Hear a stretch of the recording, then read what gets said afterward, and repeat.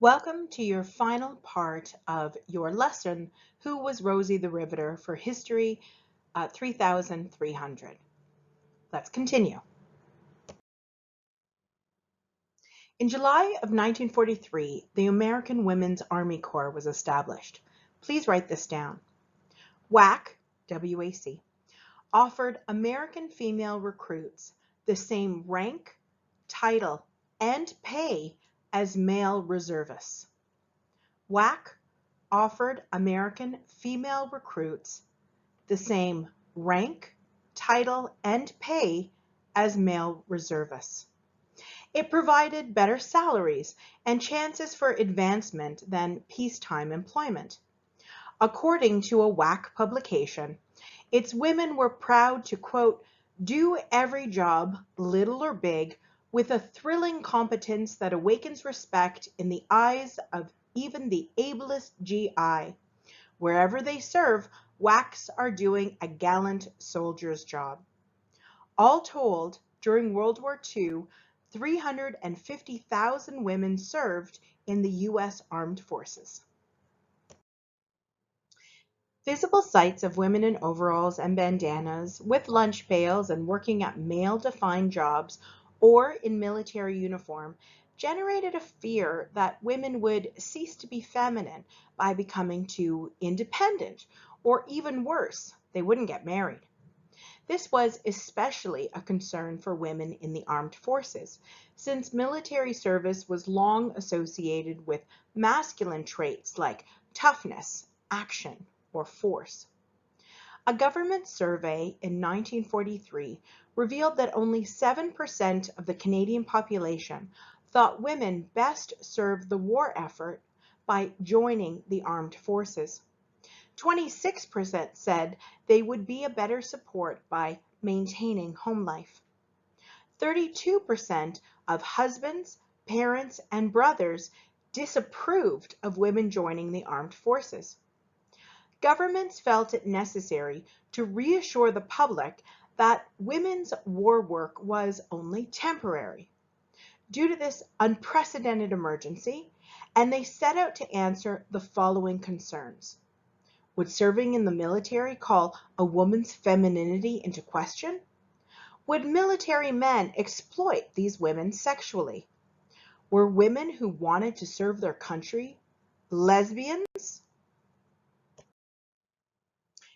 The director of WAC in the US, Colonel Oveta Culp-Hobby, replied to those questions with a resounding no.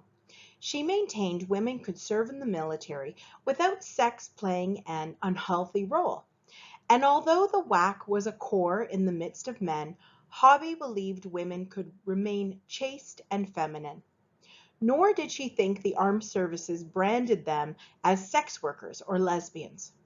Hobby asked a number of religious leaders to make public statements assuring Americans that the Army provided a secure and decent life for the nation's young women.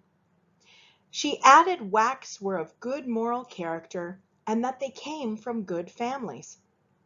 The Army would act as surrogate parents to its female recruits and ensure their protection. Regarding sexual activity, Hobby refused to admit servicewomen would even consider such a thing. She ignored the placement of condom vending machines near the women's restrooms. Instead, Hobby distributed social hygiene pamphlets to WAC officers that stressed the need for an unsullied respectability amongst female recruits. The goal was to maintain a clean public image, and this was thought necessary in order to encourage other women to sign up. Colonel Hobby's policies were the result of a long-standing sexual double standard. And I'd like you to write this down.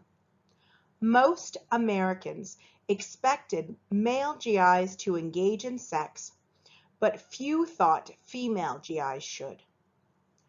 Most Americans expected male GIs, soldiers, to engage in sex, but few thought female GIs should.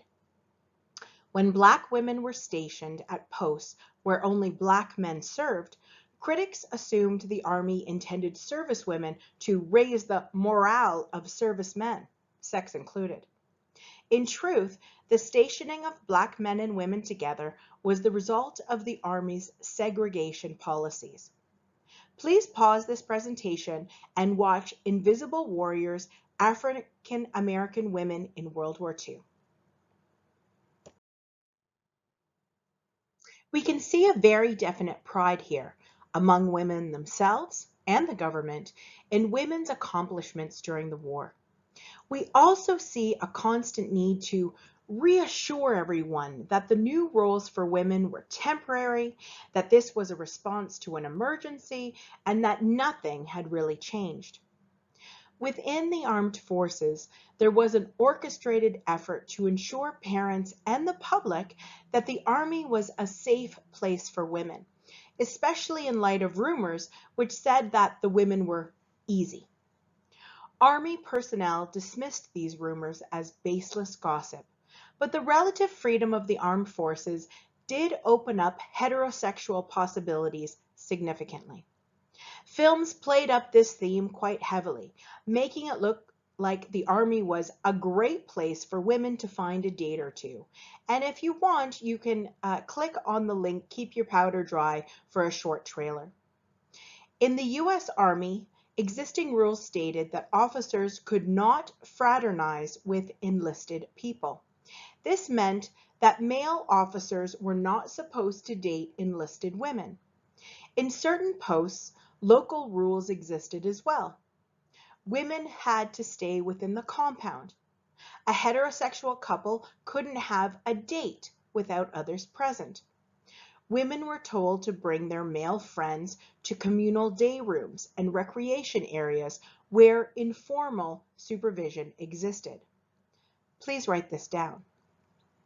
In fact, women in the armed forces did experience higher rates of premarital pregnancy than civilian women.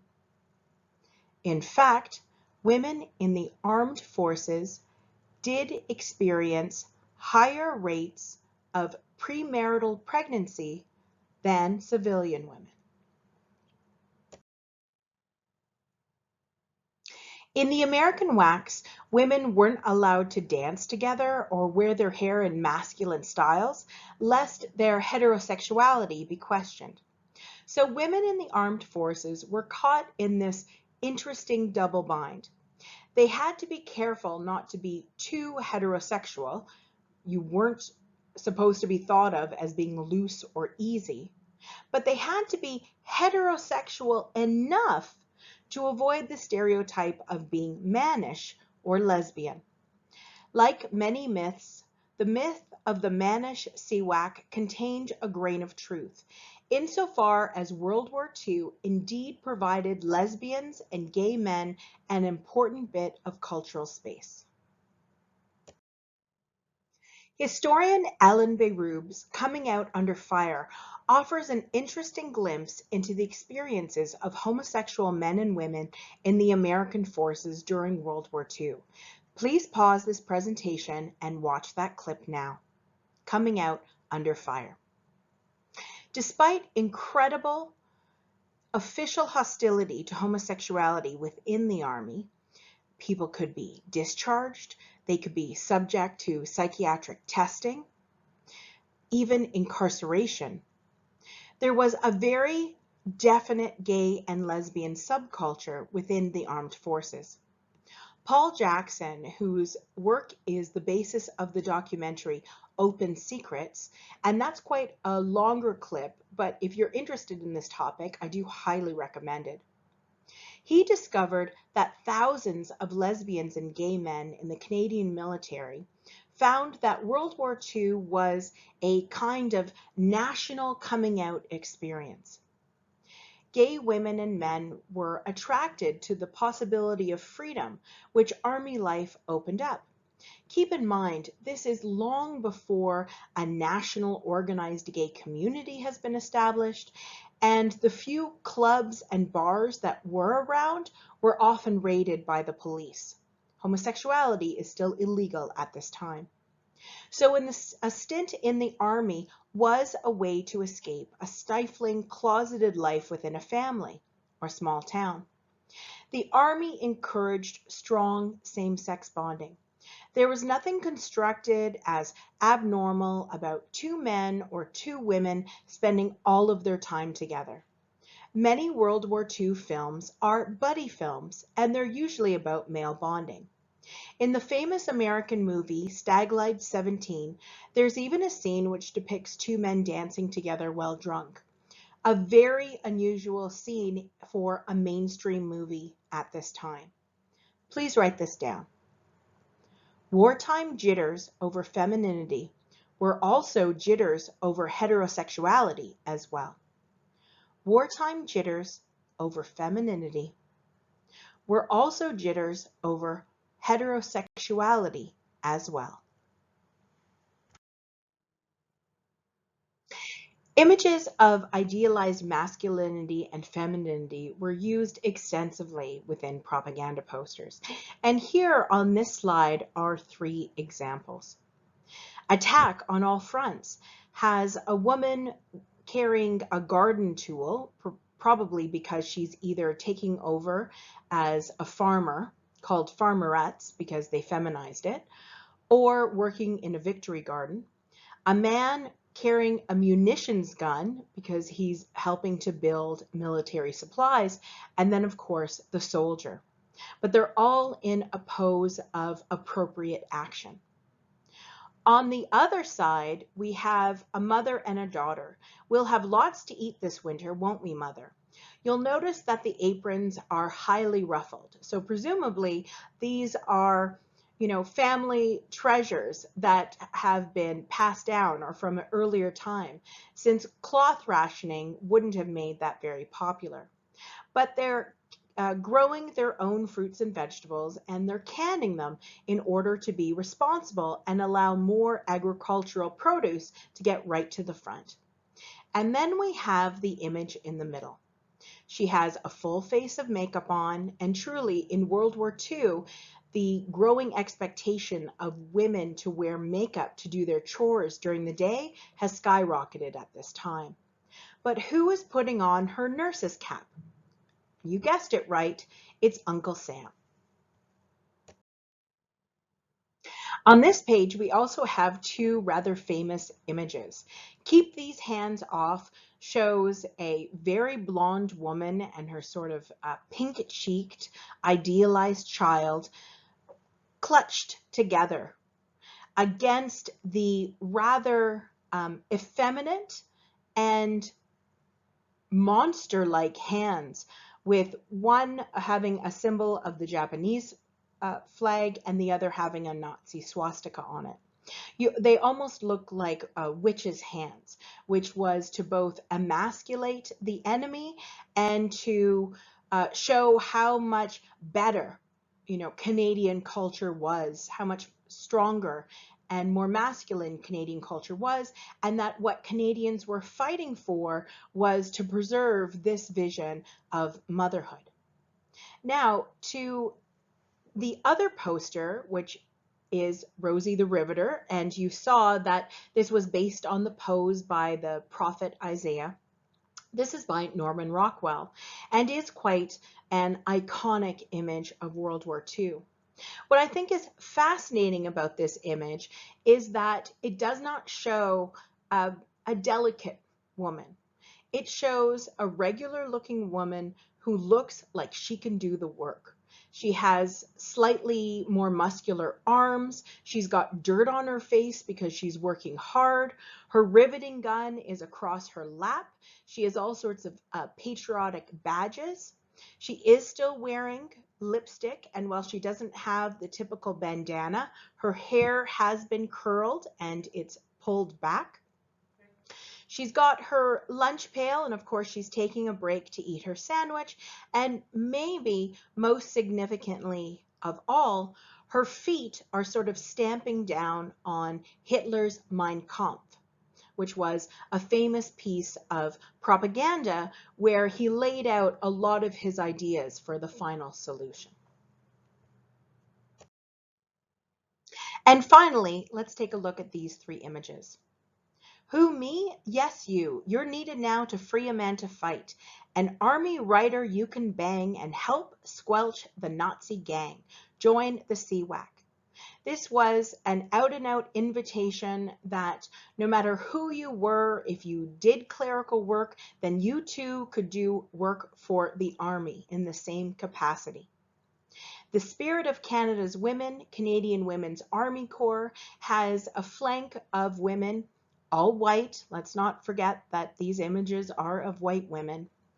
And they're sort of being led into battle by a famous female heroic figure. That's right, it's Joan of Arc. And finally, loose talk can cost lives. What's interesting about this poster is that it's sort of a flip of the usual loose lips can sink ships. That saying was really targeted to the fact that many of these women might be spies and that you shouldn't trust anyone, especially because they might try to seduce you for information. In this image, I think it's interesting that the one being criticized here, I think, is the soldier. And the idea that out of a sense of bravado or maybe to show off to the young woman, he's telling her about his army experiences. And who's listening with the extra large ear? That's right, Hitler. So what are some conclusions that we can draw about the impact of the war on women? Well, the first is that the war had a limited impact on women's status.